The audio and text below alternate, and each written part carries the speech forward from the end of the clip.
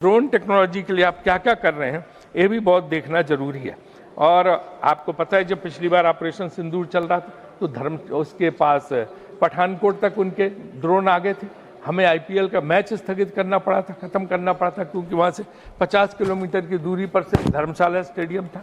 तो ड्रोन की समस्या के लिए भी क्या क्या आप कर रहे हैं, ये आपको ध्यान देना होगा। जो बजट में प्रावधान है उसके लिए एक चीज़ ऐसी है जिसके लिए मैं निर्मला जी को नहीं जिम्मेदार मानता हूँ, उसके लिए विदेश मंत्रालय जिम्मेदार है, लेकिन उनको पैसा देना पड़ता है उसके लिए भी बीजेपी। और मुझे लगता है कभी कभी बीजेपी वाले भी अच्छी बात कर लेते, अपने भाषणों में कहते थे।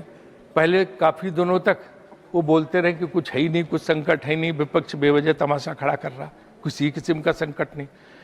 कल और परसों के जो हमने भाषण सुने, अरुण सिंह जी का भाषण और कुछ लोगों के भाषण, नड्डा जी का भी, जिन्होंने माना कि संकट है, अब उन्होंने उसकी जो है नैरेटिव बदल दिया।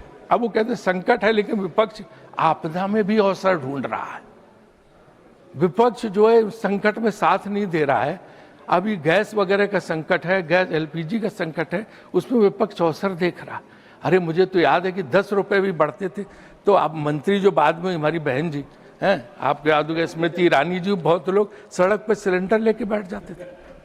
क्या क्या तमाशा नहीं करते थे। वो आपदा में अवसर नहीं था, वो तो सिर्फ दाम बढ़ते थे। आज तो संकट है और ये संकट जो है लगातार जो है बढ़ता चला जा रहा है। उन्होंने कहा झंडा लहराते हुए एक फोन पे जो है जहाज निकल गया, तो 2 ही शिप निकले हैं, 22 शिप अभी अटके हुए हैं। लेकिन ये सोचना पड़ेगा कि ये शिप अटके क्यों, सही है, क्यों ही अटके, अभी तो देखना पड़ेगा। 80 साल बाद अचानक की नौबत कैसे आई।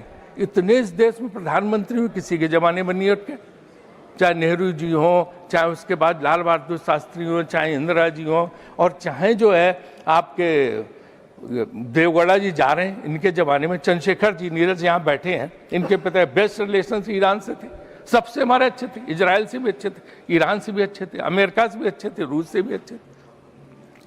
कोई ऐसी बात ही नहीं थी कि किसी और अन्य कोई प्रधानमंत्री किसी का कोई झगड़ा किसी से था।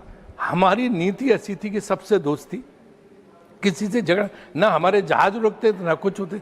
अब ये एक नया शुरू हुआ कि हमने वो विदेश नीति पूरी तरह से उलट दी। अब हम ऐसे चले गए कि हम बिल्कुल जो है इजराइल के ब्लॉक में शामिल हो गए, उसके गुट में शामिल हो गए। और जो है वो सबीर भाटिया, जिसका हॉटमेल होता है तो बहुत बड़ा आईटी का है अमेरिका को, उसने एक लाइन लिखी ट्वीट में अपने कि I am still not able to understand what does it mean that India is a motherland and Israel is a fatherland. इसका मतलब क्या है, वो अमेरिका में बैठे भारतीयों को नहीं समझ में आ रहा। और वो विजेंद्र सिंह, आपके लोकसभा बीजेपी में लोकसभा सदस्य विजेंद्र सिंह जी, अब नहीं है बीजेपी में, उनका हरियाणा में भाषण हुआ अभी, वो भाषण आपने सुना, वो सब सोशल मीडिया पर बहुत वायरल है। उन्होंने गाँव के लोगों की सभा थी बहुत बड़ी, उसमें कहा कि भाई इसका मतलब हुआ कि बापू तेरा इजराइल है, मदरलैंड मातृ शक्ति तो हमें, और बापू इजराइल। ये यहूदी हमारे कब से पूर्वज हो गए। हम बस 2 कुटुंबकम के व्यक्ति थे, हम सबके पूर्वज पुरखे थे। भारतीय ऋषि, भारतीय संत महात्मा वो पूर्वज थे। यहूदी हमारे कब से पूर्वज हो गए और बाप हो गए।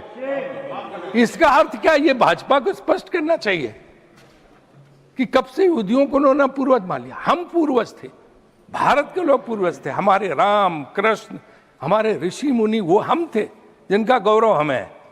बाकी सब कौन थे पूर्वज हमारे। तो ये एक बहुत बड़ी बात है कि हमारी विदेश नीति में हमने जो कुछ भी किया वो इस तरह का किया कि समझ में नहीं आ रहा कि इसका अर्थ क्या है। और यहाँ पे आपने देखा होगा कि क्या कि हम दुश्मनी कभी किसी से लेते नहीं थे। हम दूसरों की लड़ाई में अपना सर क्यों डाल रहे हैं। हम तो उसी नीति पे रहे, नॉन अलाइंड नीति, निर्गुण नीति। ये क्या जरूरत पड़ गई कि हमें जाके अपने आप को समर्पित करना पड़ा। हम उस ब्लॉक में शामिल हो रहे हैं और एक एक जहाज को निकलवाने के लिए फोन करना पड़ रहा। ऐसी स्थिति तो भारत सरकार की कभी नहीं हुई थी। तो क्यों ये कर रहे हैं, ये हमारा आपसे अनुरोध है कि इसको जो है हम जो इस चीज पे जो है गवर्नमेंट को अपनी बदलना चाहिए। आज यहाँ पे बैठे सुधांशु जी सारे लोग हैं, आपको पता क्या असर हो रहा है? आप कहते हैं सब ठीक, एवरीथिंग इज हंकी डोरी। व्हाट इज हंकी डोरी? बनारस काशी विश्वनाथ का मंदिर, और वहाँ सबसे बड़ी महत्ता बाबा विश्वनाथ के बाद है माँ अन्नपूर्णा देवी की, क्योंकि अन्नपूर्णा देवी का जो पूजन होता है कि उनका भंडार कभी खाली नहीं होता, उनका भोजन का भंडार कभी अन्नपूर्णा देवी खाली नहीं होता काशी में। अन्नपूर्णा देवी की रसोई पे कल ताला लगाना पड़ा क्योंकि गैस ही नहीं बची है। जिस पार्टी ने अन्नपूर्णा देवी, जिस सरकार ने मां अन्नपूर्णा की रसोई पर ताला लगवा दिया, वो कैसे बात करता है?